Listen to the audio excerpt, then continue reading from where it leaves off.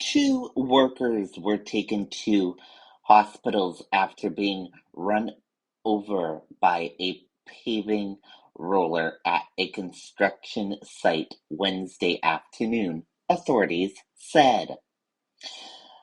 Windham Fire Department said around 4 p.m.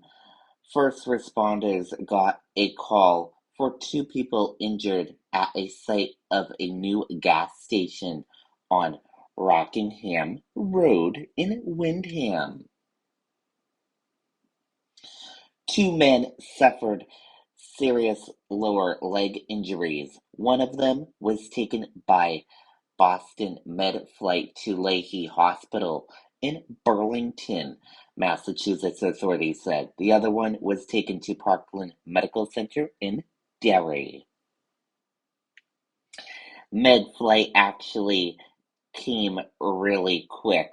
We were told it was about a 13-minute flight time, but by the time we rolled our engine here to secure the landing zone, Medflight was overhead already. So I'd say probably within 7 minutes, said Chief Thomas McPherson with the Windham Fire Department.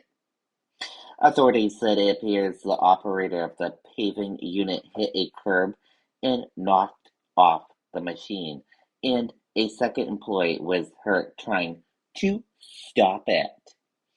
The injuries are not life-threatening, authorities said, and no other injuries were reported. News 9 has reached out to the paving company for comment but have not heard back as of Wednesday.